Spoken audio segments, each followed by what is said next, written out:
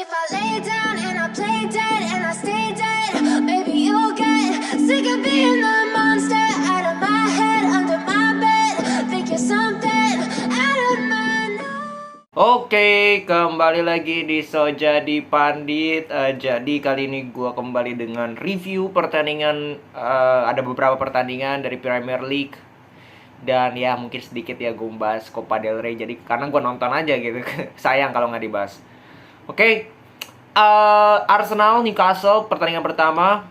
Itu Arsenal turun dengan ya pemain-pemain yang nyaris tidak berubah dari dua pertandingan setelah sejak Boxing Day, ya terutama di depan Martinelli, Nketiah, Saka, di tengah Xhaka, Partey dan juga Odegaard, di belakang Zinchenko, Gabriel, Saliba, Ben White. Benar-benar nggak ada rotasi ya.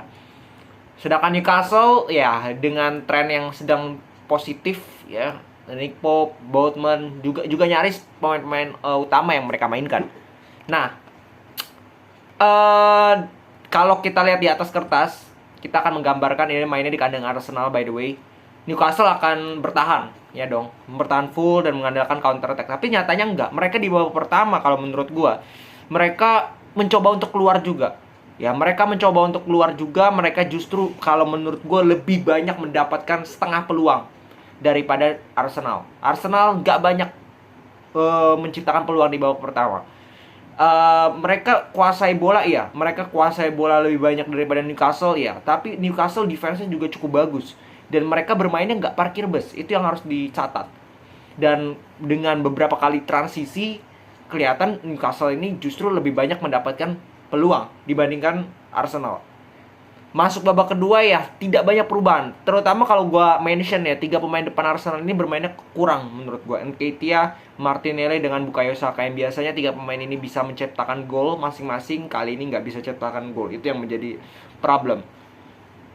Sedangkan Newcastle, Almiron ya so-so, Wilson jelek, Joelinton ya Joelinton being Joelinton ya, lu mau mengharapkan apa? Ada satu peluang di babak pertama juga di mana situasi corner dia heading depan gawang pun masih melebar. Jadi ya itulah Joelinton.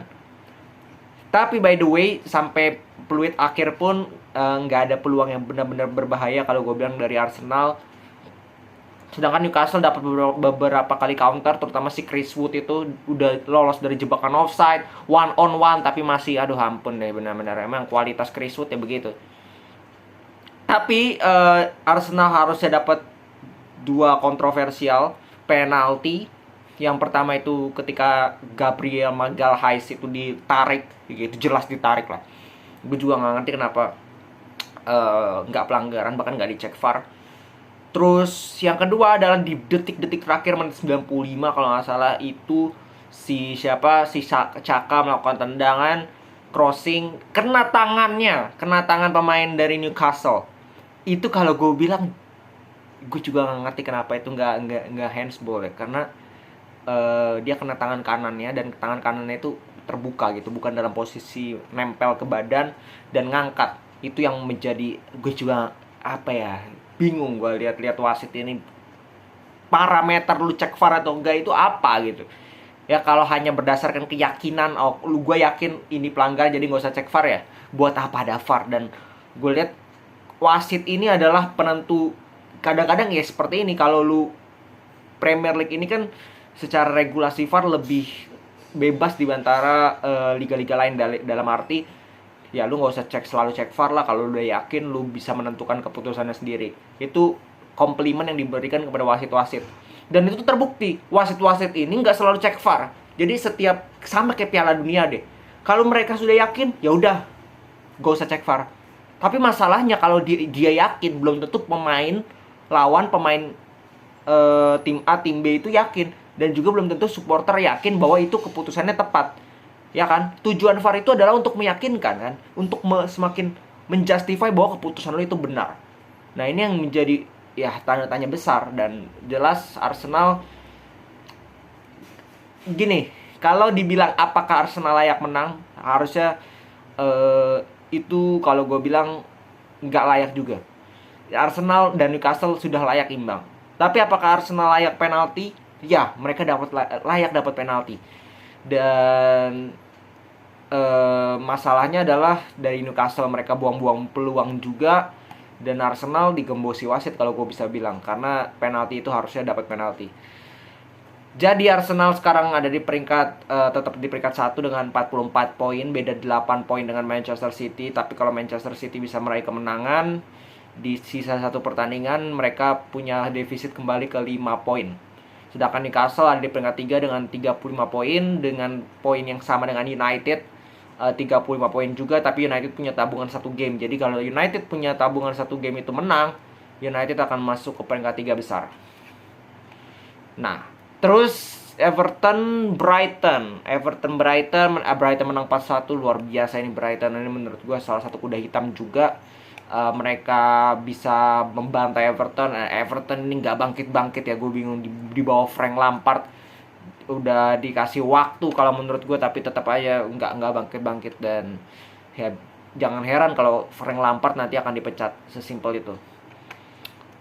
Terus Fulham 1-0 Leicester. Terus MU Bournemouth 3-0. MU turun dengan beberapa rotasi yang dilakukan oleh Erik ten Hag, terutama di belakang. Lindelof, Maguire sebagai center back, Luke Shaw tetap di kiri, Wan-Bissaka kanan, De Gea. Terus di tengah ada Eriksen dengan Casemiro. Di 3 pemain di belakang Martial itu ada Rashford, Van de Beek, dan Bruno ditaruh di wing kanan, sedangkan Van de Beek di belakang Martial. Ya, kalau gue bilang di awal-awal babak pertama MU mencoba menguasai, tapi rada membosankan ya. Tidak banyak peluang juga yang bisa mereka ciptakan. Tidak banyak peluang besar yang mereka bisa ciptakan. Ya, karena defense Bournemouth ini cukup solid lah. Nah, baru di menit 23 Casemiro bisa cetak gol lewat sebuah free kick. Dan kalau gue bilang sih itu sudah diincar ya memang oleh seorang Eriksen. Sudah diincar karena apa? Karena yang melakukan pergerakan itu cuma Casemiro dan satu lagi kalau nggak salah. Jadi nggak banyak yang melakukan pergerakan tanpa bola, sehingga Eriksen itu benar-benar gue rasa dia udah ngincar Casemiro, dan itu sudah dilatih sehingga finishingnya memang sangat luar biasa. Dan Casemiro kembali membuktikan kelasnya ya di pertandingan kali ini.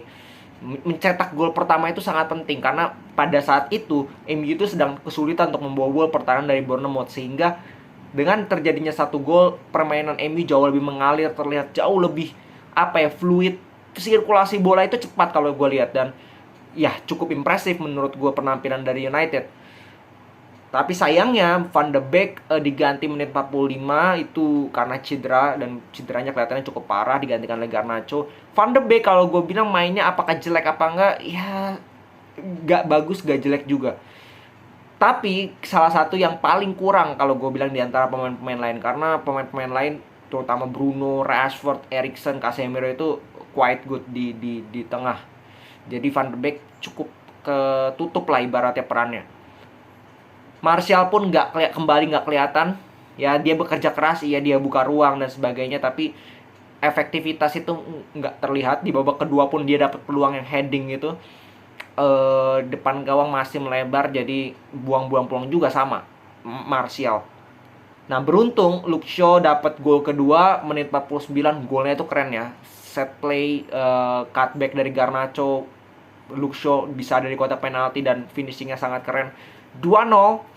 Ya praktis kalau gue bilang susah ya untuk Bournemouth. Walaupun Bournemouth itu semenjak gol kedua itu menit 50-an mereka dapat 3 kali momentum untuk melakukan shots on target. Itu yang gue kaget.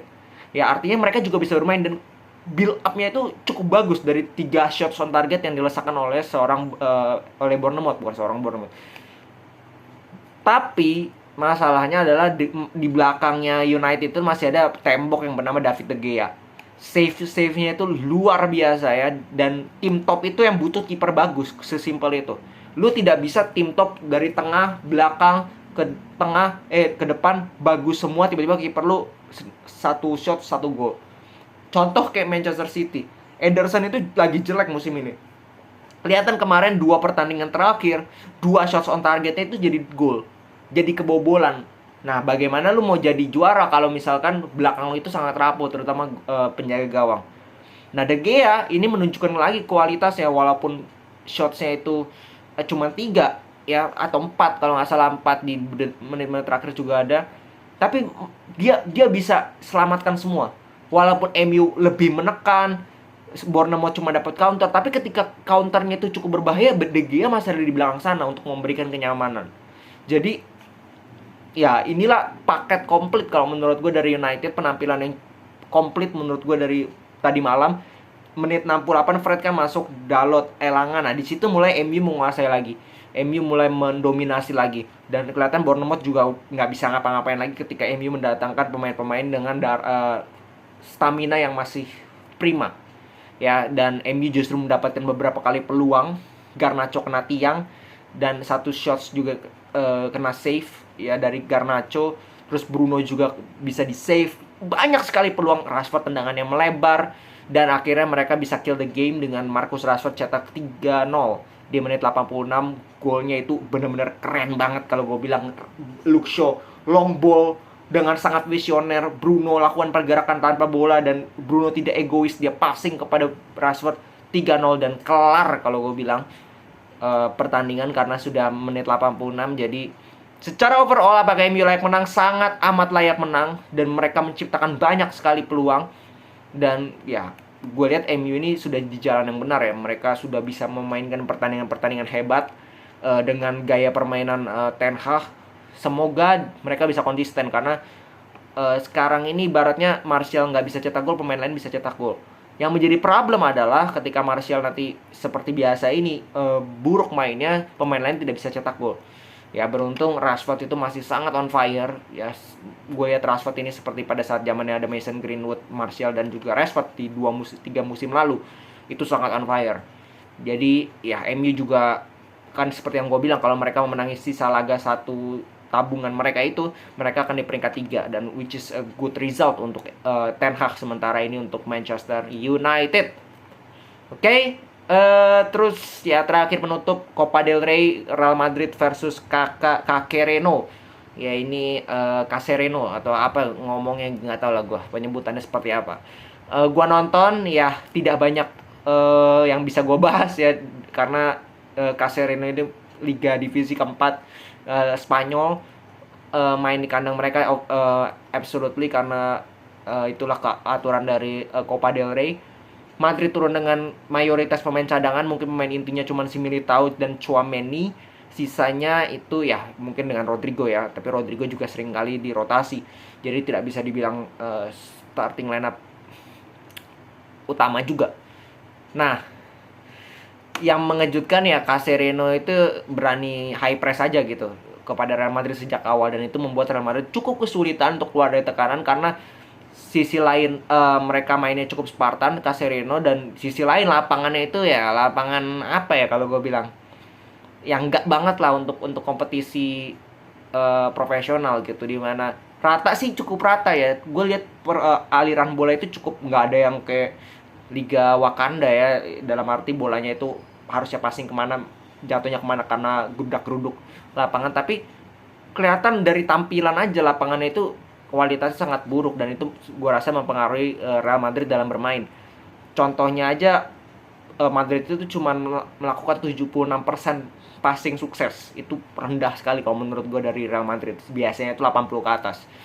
Itu salah satunya faktornya dari lapangan, dan itu sudah dibilang juga oleh Ancelotti, lapangannya itu cukup berpengaruh, terutama untuk pemain yang dribblenya cukup menjadi skill utama mereka. Rodrigo, Asensio, Hazard itu kan 3 pemain di depan yang punya skill dribble. Nah ini akan menjadi masalah bagi mereka dalam menghadapi lapangan yang kurang bagus lah ibaratnya.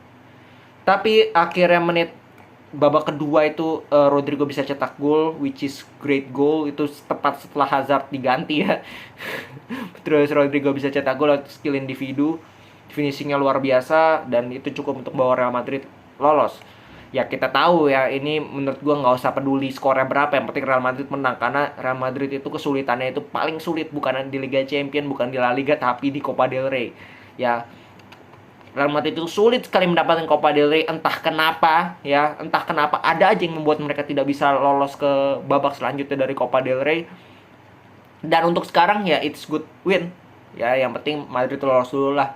Copa del Rey ini memang salah satu kompetisi yang sulit untuk didapatkan oleh Real Madrid. Oke, segitu dulu pembahasan kali ini, dan kita lihat besok ada pembahasan seperti apa lagi yang gue mau bahas. besok sudah kembali ya Serie A. Jadi itu akan mungkin kalau gua nonton gua akan bahas. Segitu dulu, salam sepak bola.